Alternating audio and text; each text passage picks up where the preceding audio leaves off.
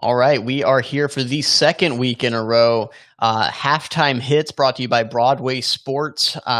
Mike, I know it's been, we only got 10, 12 minutes here, so we're going to jump right in. Just to plug the site a little bit, obviously you can find lots of great content from Mike and several other of our writers on BroadwaySportsMedia.com. Feel free to get over there and check it out. Hopefully you got in on the promo code that we were running this week. Mike, I know last week we started with the offense. We'll keep it consistent for everybody. What did you think about the offense? Ryan Tannehill is as locked in as I've seen him in a Titans uniform so far. I mean, red hot, 12 of 14, 172 yards and 3 touchdowns. Hard to beat that in a first half performance. And he just looks in total control right now. You can tell there's a huge trust factor between him and Jonnu Smith, particularly. Also him and Adam Humphries. I think the chemistry in year 2 is very much showing up. But yeah, it's hard to be mad at too much. I mean, Derrick Henry's a little slow starting here, but you can't hate on it too much when you put up 24 points in the first half. Now, 3 touchdown passes from Tannehill. I think we saw one of our colleagues, Robert Greenlaw, posted on Twitter. He's got more touchdown passes than incompletions so far.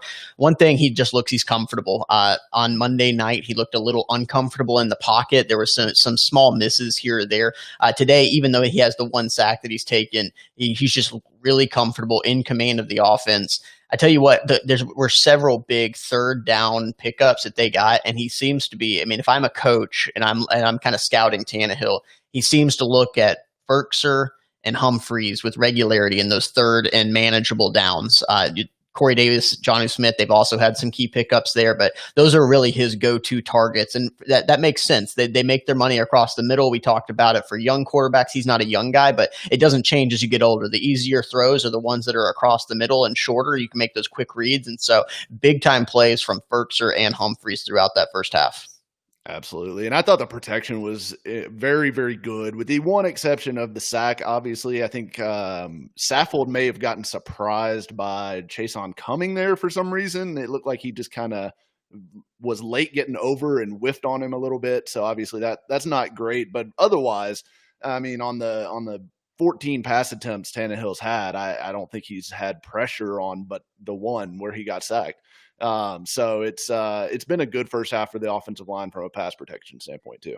Yeah, I'm looking forward to seeing Ryan Watson. He'll write about In the Trenches sometime this week and do a breakdown. I'm sure that's going to be a play that kind of pops up. Where was the miscommunication? And I mean, any concerns with kind of where they're at in the run game right here? I mean, me watching, it looks like that they're starting to get some plays. It's starting to open up just a little bit. The blocking, very much Jacksonville came in here with the plan. They've been listening to it all week that they what Derrick Henry does to the Jacksonville Jaguars. So they came in here with the thought of taking away Derrick Henry. Now, Tannehill's doing what you hope Tannehill does when a team does that, and he torches them through the air. So there is that give or take, and luckily the Titans offense is in a position where they can kind of bounce back. But any concerns in the run game right now?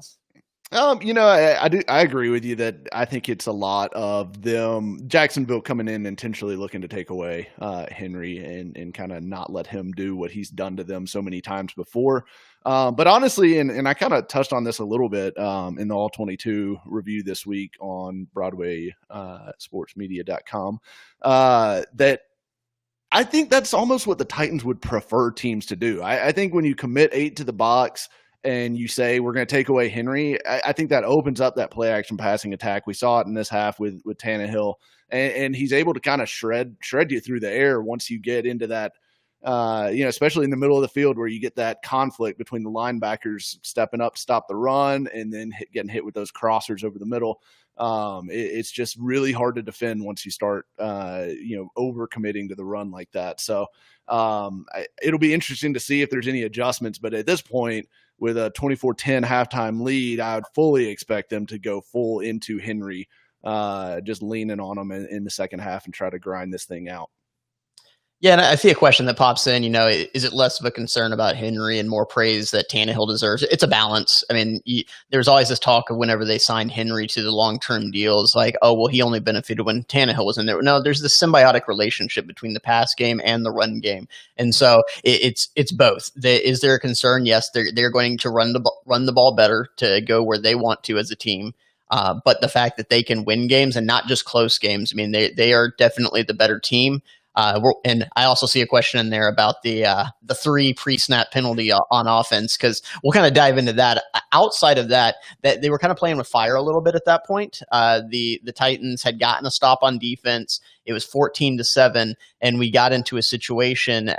The Titans got into this situation where if they turn the ball back over to the Jags, it gives them an opportunity to bounce back into the game. They came out really hot, jumped ahead of them. You don't want to give a young team a chance to get back into the game.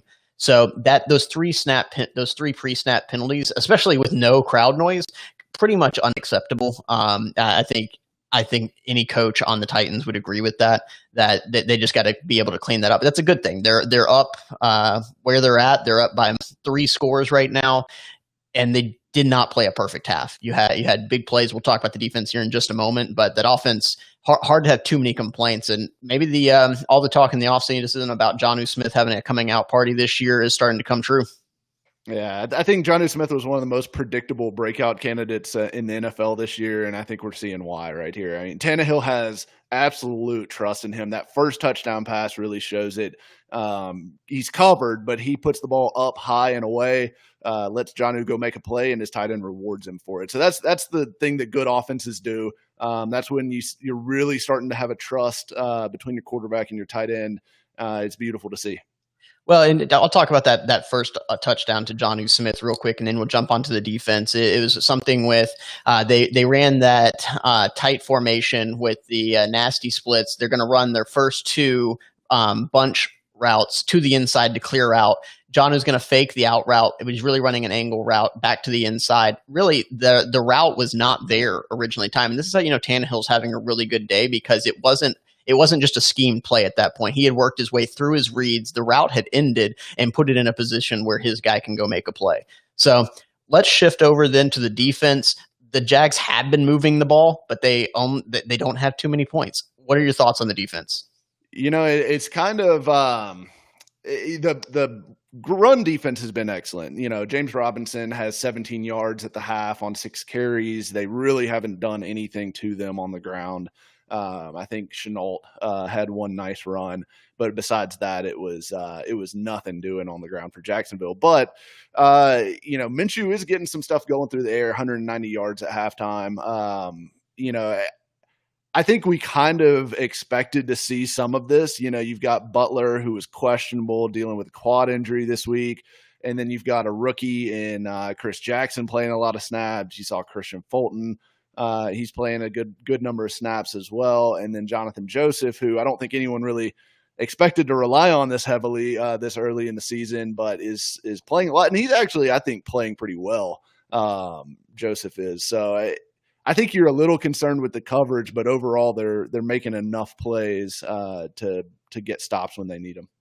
Yeah, I think from a coverage standpoint, and I see a question here from Bill Green here about concern about the cornerback depth. I'm not too concerned about the cornerback depth in the sense of I don't think there's a ton of difference between all of them. There's going to be some veteran plays that Jonathan Joseph, he's just seen more. Malcolm Butler has just seen more. But your Jackson, who they very much view as a corner right now, and your Fulton, they're getting their time in there, and they're making plays. Fulton with the interception, being in the right place at the right time, dropping out of that flat coverage and cover 2 there.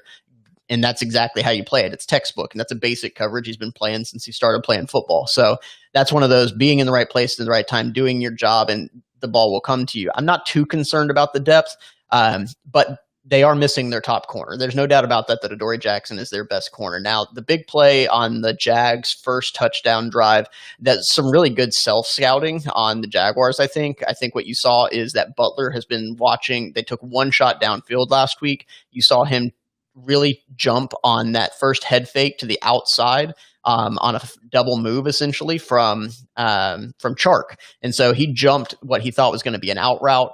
And look, Butler has been a gambler his entire career. It got him into trouble the first half of the first season that he was on the Titans. And so they took advantage of that. And so kudos, really. They are an NFL team. Chark is a good receiver. Chenault looks like he's going to be a guy. And Minshew is not bad. Following up on that drive, look, it was not a great play by Vaccaro on the Eifert touchdown, running right up the seam. Vaccaro did not do a good enough job getting physical on that. But frankly, Minshew put it in a perfect spot for the big-bodied Eifert to go up and get it. And he put it in the spot in front of the back safety and over Vaccaro's head. So that's a great play by him. Minshew is not typically going to beat himself. He threw some passes high early, but here in this game, he's given himself good opportunities. So I don't have a ton of concern. The Titans also, though, are not scared of Minshew. They're sending 4, dropping 7, and betting that he's not going to beat them. He may keep them competitive, but he's not going to beat the Titans. That's what the Titans believe.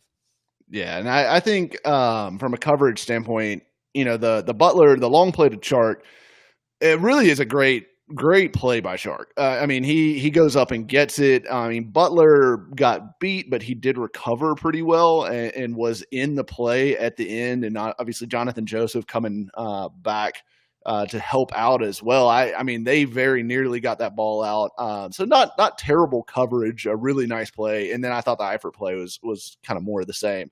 Really, really nice play. Going to be hard to defend those plays when the Jaguars execute them like that. So that those 2 big plays on their 1 scoring drive, I think, you would like to see Vaccaro make a little bit more physical disruption at the line of scrimmage there, but at the end of the day, I think you do kind of have to tip your hat to Minshew and the Jags pass catchers there for making 2 really great plays and getting in the end zone.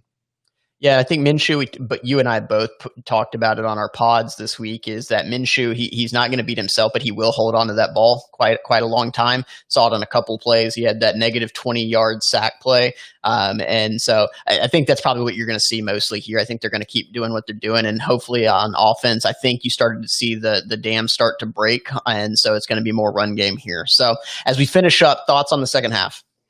I think you're going to see a ton of Derrick Henry. I'd like to see the Titans pass rush start to really crank it up on Minshew. They're going to be throwing the ball a lot in this second half, and I think you need to see Clowney and Landry and Simmons really start to pin their ears back as they know Minshew's going to be sitting back there.